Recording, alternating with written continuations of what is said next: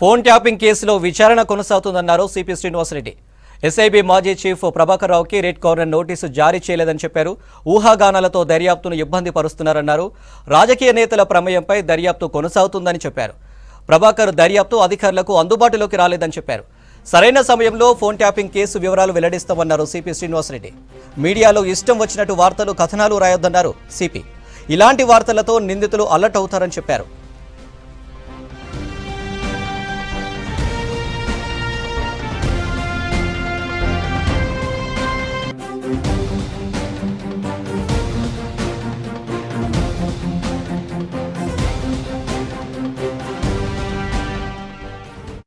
That case is different, we'll tell you. Don't worry about it. See, anyway, since he broached it. Patkotleda, and unte kadandi ikkada.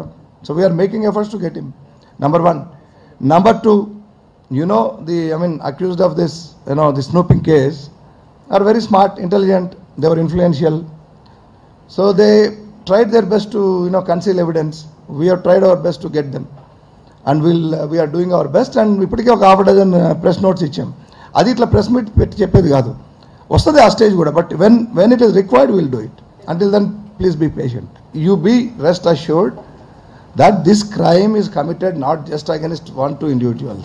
It is against the society, the privacy of the individuals. Everybody is serious about it. We are serious about it. We are unearthing it.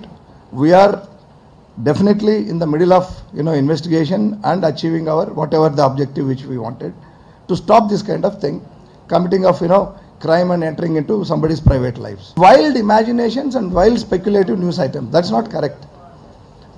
We know what to do, and be rest assured we are doing our job. Okay, adi ippudu meer anna red corner notice, we will do that. But already chesnattu oka paper lo rasharu. I don't know what kind of pleasure you get it. You are only putting spokes on investigation, or maybe you are alerting the accused. Sorry for that. We are giving half a dozen press notes ippudike ichamu. You will get more, and ultimately when it is required we will have a press meet.